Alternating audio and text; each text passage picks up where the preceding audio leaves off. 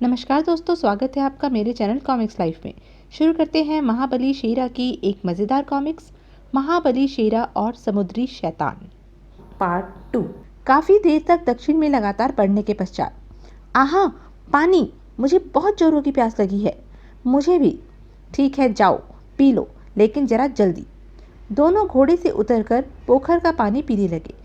तभी निकटवर्ती पेड़ की डाल से एक भयानक, विशाल एवं विचित्र अजगर को मुंह फाड़े उन पर झपटते देख शेरा चीख उठा, बचो! लेकिन शेरा को काफी देर हो चुकी थी और वह विचित्र अजगर उन दोनों को अपने शिकंजे में जकड़ चुका था। अगर इनकी जान नहीं बची तो पुंछाला के किले तक पहुंचना मुश्किल हो जाएगा। अगले ही क्षण वह उस विचित्र, विशाल एवं भयानक अजगर से गुथ गया। निकलो जल्दी से! गोटू और उसका साथी तो उसके शिकंजे से बच निकले, किंतु क्रूर अजगर ने शेरा को अपने शिकंजे में कस लिया और दोनों में एक भयानक युद्ध छिड़ गया। फिर कुछ देर बाद दोनों लड़ते लड़ते पोखर में जा गिरे। शेरा अजगर से छुटकारा पाने के लिए अपनी पूरी कोशिश कर रहा था, परंतु उफ, मेरा शरीर थकता जा रहा है। छुरा निकालने का भी तो मौका नहीं मिल रहा। क्या आज वास्तव में मैं मारा जाऊंगा? तभी पोखर के किनारे खड़े गोटू को होश आया और उसने अजब की फुर्ती के साथ अपनी कमर में घुसी तेज धार वाली खुखरी निकाल ली। वह थक चुका है, अब मेरा सही निशाना ही उस बहादुर की मदद कर सकता है। मदद करना भवानी माँ। दूसरे ही पल पूरी शक्ति के साथ फेंकी गई खुखरी अजगर की गर्दन से टकराई और अजगर का सिर धड़ से अलग हो गया। वो मारा! धन्यवाद मित्र, इसने मुझे ठीक समय पर छुटकारा दिलाया। मौत ने भी बजाय मेरी गर्दन नापने के भूल से इसकी गर्दन नाप ली। थका थका था शेरा पानी से बाहर निकला। तुम ठीक तो हो ना? हाँ, लेकिन तुम और तुम्हारा साथी? मैं बिल्कुल ठीक हूँ। मेरी चिंता... अरे, शाकी को क्या हुआ? ओह, वह तो शांत नजर आ रहा है। शेरा ने उसकी नब्ज टटोली।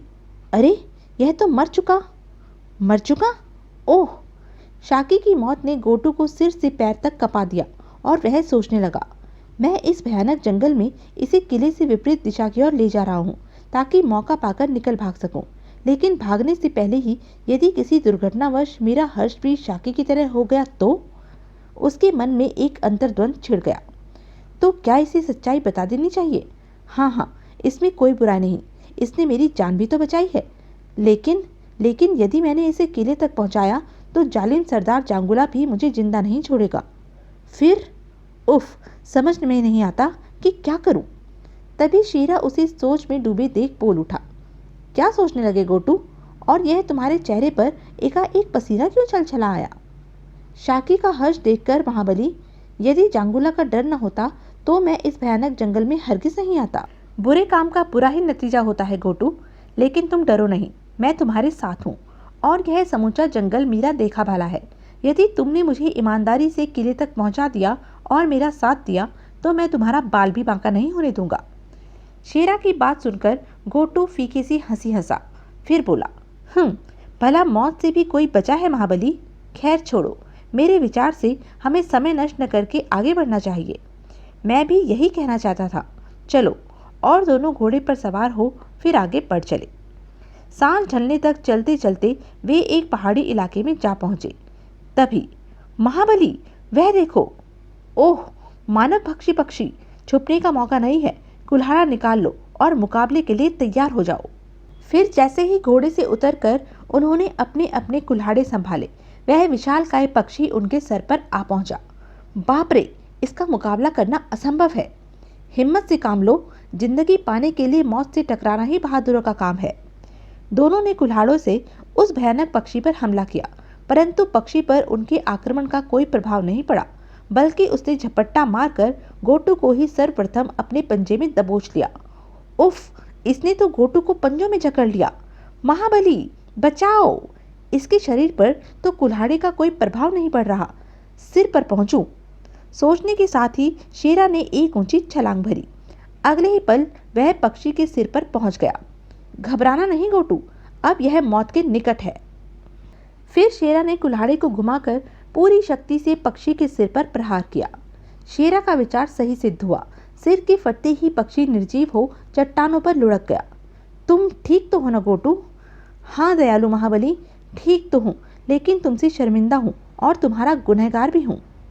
मेरे गुनहगार? क्या मतलब? तुमने 2 बार मेरी जान बचाई है महाबली, अतः अब मैं तुम्हें और धोखा नहीं दे सकता। मैंने तुमसे झूठ कहा था कि पुंछाला का किला दक्षिण में है। क्या? फिर कहाँ है वह? उत्तर पूर्व में है। ओह, तो फिर तुम मुझे इस दिशा में कहाँ ले जा रहे थे? तुमसे किसी तरह छुटकारा पाने के लिए। छुटकारा तो तुम मुझसे उस समय भी पा सकते थे जब मैं अजगर से उलझा हुआ था।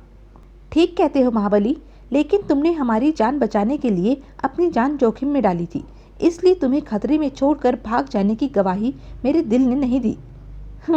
मुझे तुम पर क्रोध नहीं बल्कि दया आ रही है, परंतु तुमने इस ओर आकर वास्तव में मूर्खता की है।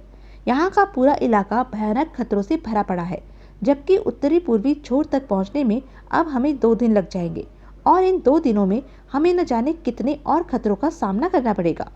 इस धोखे के लिए तुम मुझे जो चाहे सजा दे सकते हो महाबली। सच बोलकर तुमने हर सजा से छुटकारा पा लिया है गोटू, वरना निसंदेह मैं तुम्हें जंगल के कानून के मुताबिक सजाए मौत ही देता। खैर, यदि तुम ठीक हो तो चलो वापस लौट चलते हैं। तुम महान हो महाबली, तुमने मेरी आंखें खोल दी। मैं अब बिल्कुल ठीक हूँ। चलो वापस लौट चले। फिर दोनों पुनः घोड़ों पर सवार हो उसी दिशा में वापस लौट चले जहाँ से आए थे। चलते चलते वे कुछ देर बाद फिर जंगल में प्रविष्ट हो गए।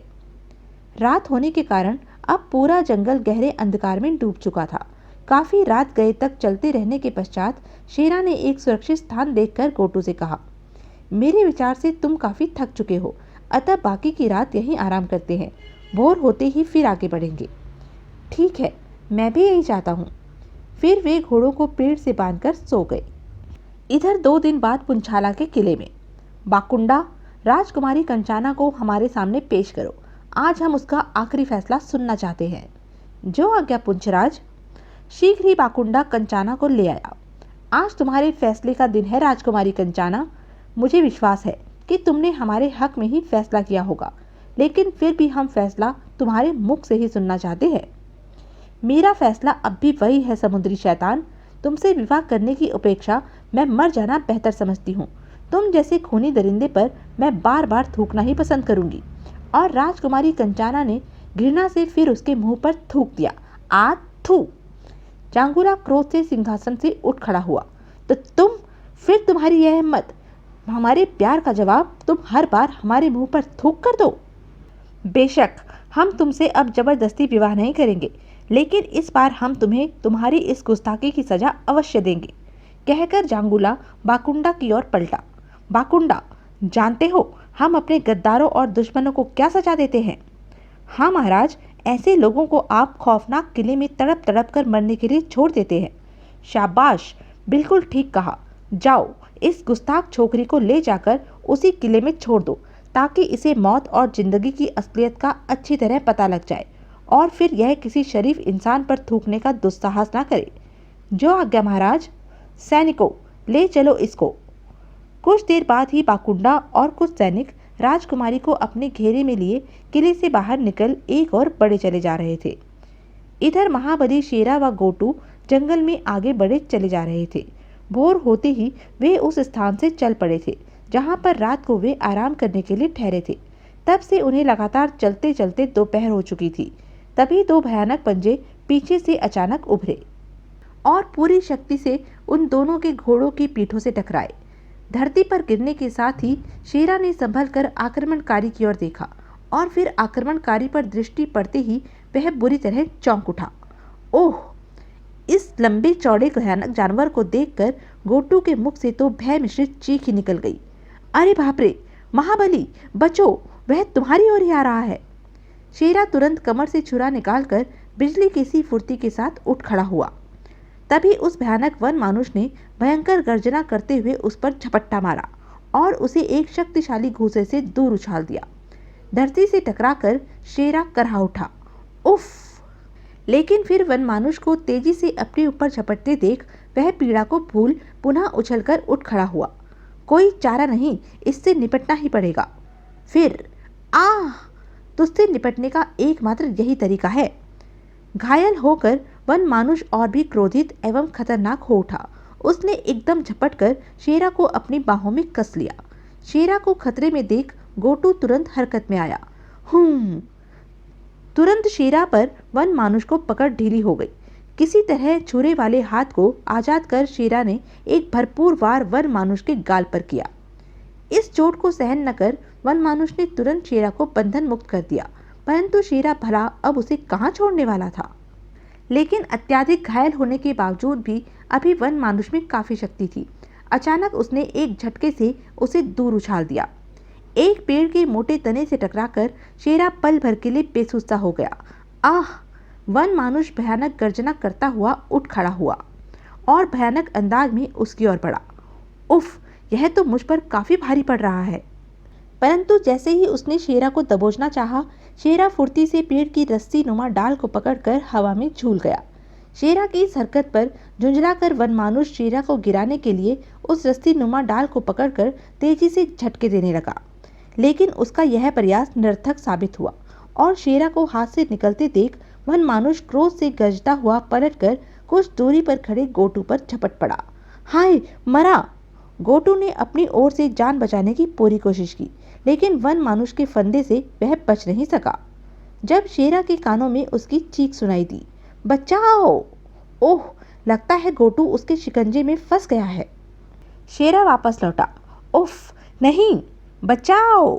गोटू को पुनः खतरे में देख शेरा ने लपक कर पास ही धरती पर पड़ी कुल्हाड़ी उठा ली और वह पागलों के समान उस समय तक वन मानुष पर प्रहार करता रहा, जब तक कि वन मानुष निर्जीव होकर धरती पर नहीं लुढ़क गया।